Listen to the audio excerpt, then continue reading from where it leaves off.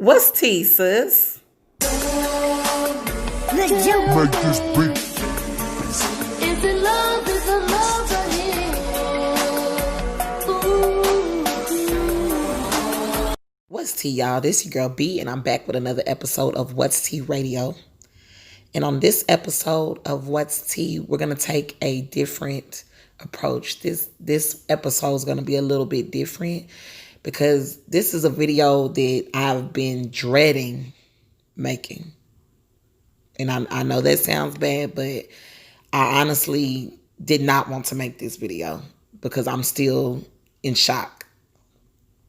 If you don't know, on August 4th of 2020, Chicago rapper FBG Duck was gunned down and killed while shopping for his son's birthday. Now, if you're not familiar with Duck or any of Duck's music, I'm going to go ahead and play just a couple of, his real known songs, and then we'll get into the story after this. Not a fan. Damn. Niggas really shoot no accident. I can't make this shit up. I cannot pretend. Damn. And I heard you know who shot your man. You ain't better can't do it like me. RBG can't do it like me. Better can't do it like me. These niggas say they get money. Better can't do it like me. If you get As y'all see, Duck was a Chicago drill rapper, and he had his own sound. And he's been doing this for a long time, and he was well respected. But before we get into the whole drill aspect, I do want to actually read the report from what happened. Police officers responded to the first block of East Oak around 4:15 after multiple 911 callers reported seeing a man chasing another man down the street with a gun, but no shots were fired. The gunman reportedly got into a black sedan that drove away westbound. At the same time, a retail store on the same block reported that two men had run inside their business to hide from someone on the street. So I'm assuming that was Duck and the other guy that was with him. It says two members of that group, a 26-year-old man and a 36-year-old man were shot. A 28-year-old woman who was sitting in a parked car was also shot. The front glass of Dolce & Gabbana's boutique was shattered by the gunfire, and a handgun was seen lying in traffic. The younger man, identified as Carlton Weekly, which is Duck, died a short time later. Who rapped on, so he suffered gunshot wounds to his chest, groin, and neck, is what the police are saying. Now, there is a video floating around of Duck actually on the ground after he got shot, and he seemed to be kind of struggling. Like, he looked in shock, and he seemed to be kind of struggling to even stay conscious. But I'm not going to play that video. It's already messed me up pretty bad just from watching it. Me personally, I've been a huge fan of Duck for quite some time now. And he is one of the people that I regularly listen to. I just love his energy. I love how hype he be on his songs. And he just come off like a real ass nigga. I just gotta say them words. He always came off like that. He was solid. He was well respected. And he was just amazing to watch. Like, just to watch him entertain and to watch how he took care of the people around him, because he was FBG, which stands for Fly Boy Gang. And, he's, of course, okay, we know he's a gang member. Let's just say it for what it was. And he was a gangster disciple. And he stood behind that, and he stood behind a lot of people that he, supported and helped them kind of take off with their careers as well. As long as I've been watching Duck, one thing I've always said was, man, this dude need to move out of Chicago. He too talented. He got too much going for himself. And he got too many people that depend on him. It wasn't just me. I think majority of Duck's fans shared that sentiment because we know how it go when you dissing people, dead people, and it come back to bite you in your ass. You know what I'm saying? But Duck, he was one of them people that even though we always still felt like nothing was going to happen to him, he was too protected. He was too clouded, hence the name Big Clout. And it wasn't expected from him. Like, he done been in the game so long and never been touched. Yeah, he been shot a couple times, but you didn't think Duck was going out like that. Then what make it even worse, he tried to change. He tried to stop making, music, dissing people, dead homies, but people start calling him soft for it, and people start coming at him harder when he backed off. So that's what made him go back in. People try to use that as a excuse to, like, he deserved this or something like that, and it's just like, nah, man. Doug didn't deserve that. And even then, like, he a legend. Like, you can't mention drill music and not mention Doug. Like, he up there with Chief them, Fredo, Dirt. Like, you gotta say Doug. And y'all have probably heard plenty of songs with Dirk or Von, especially Von dissing him. So he up there. You know he got the clout. You know he up there. You know he putting in some work. But I'm gonna tell you something. Dirk was just made different. He was cut from a different cloth. And that's the truth, man. You could tell by the way the people around him spoke highly of him. Even some of his ops couldn't do nothing but speak highly. This before he even passed. Some of his ops couldn't even do nothing but speak highly because they knew he really certified. Not only that, but he take care of the people around him. He made sure his friends ate. And to me, it was a good thing. But I also kind of feel like that was the cause of his demise, because he didn't want to leave them. He didn't want to leave Chicago. He didn't want to turn his back on Chicago. He felt like he was selling out. Now, this clip I'm about to play from DJ Vlad is the prime example of what I'm saying. And I really wish that Duck would have took heed to what Vlad was saying. Honestly. Check this out, y'all. You talk about how, how much you value your life and how careful you are and how you know people want to hurt you. But yet, you're still in the same area where these shootings are happening. Like, why not move? See what it was? I went in the same area.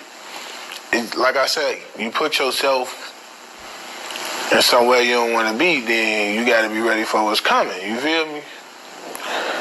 I was just in the wrong place. I wasn't supposed to be there. I knew I wasn't supposed to be there. You feel me? But the second time I got shot, I was leaving the liquor store. Motherfucker followed me. I ain't see it coming. You feel me? Motherfucker got up on me. I'm just glad they ain't killed me. You feel me? Motherfucker shot me in the leg. So as y'all see, Duck had a pretty positive outlook on getting shot at, seeing your ops and shooting at them, things like that. Like, he had a pretty, respectable outlook, in the sense of he felt like, hey, when you in this game, you should expect what come along with it. You just watch how you move. And that's true, don't get me wrong, but it's like, nobody's safe and nobody's invincible. Nobody is immune to getting killed.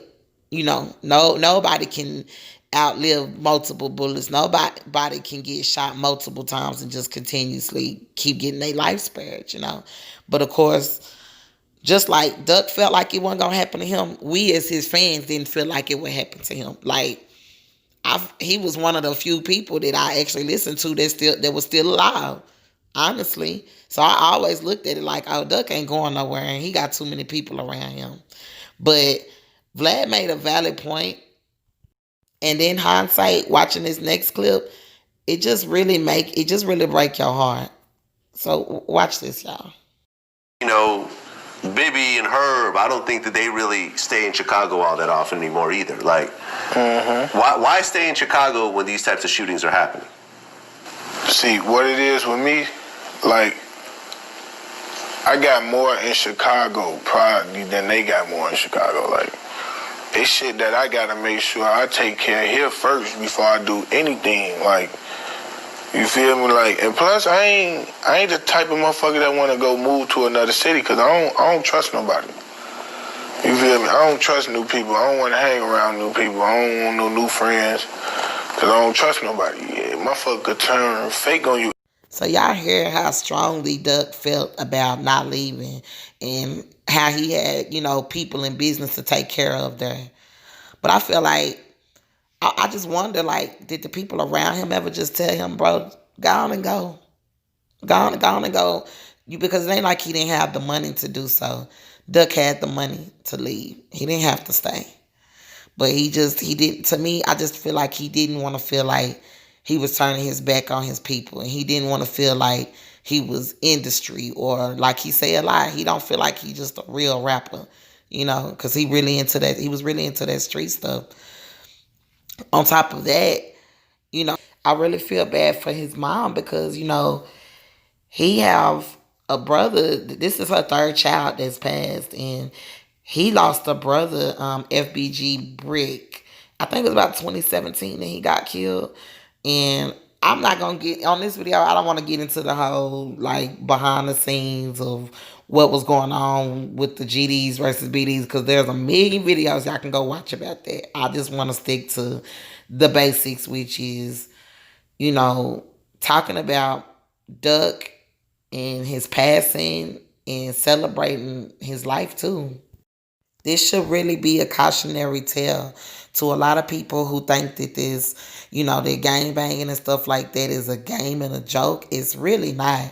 We as drill fans, we get, turned up to the music. We singing along the lyrics to, smoking on this person, family member, and all of that. But it's like, this real life for them. This ain't just music. This is real life. And when they get on there, dissing people, family members that done got killed, they gonna want they get back. And then from there, the cycle just continues. So I hope, with Duck being gone, that this is a wake-up call for those in Chicago and even the people out of Chicago, because I'm noticing New York be on it too, the UK. Man, do like Duck said. He was cool with putting the guns down. You know what I'm saying? And Duck is a big figure, like in the drill scene, and he's a big loss for Chicago and for music as a whole. He surely will be missed. Now, this last clip I'm gonna play from Vlad's interview goes to show you it don't matter how careful you are, how protected you are. When it's your time to go, it's your time to go. You feel me? But it's just like in Chicago, I know better. You feel me? Like I know what to do and what don't to do and what not to do. You feel me? And it's like now how I move around, shit, I'm safe. You feel me? I ain't gonna say too much, but you know what I'm saying? I'm groovy. If only that was the way things really work, he'll still be here.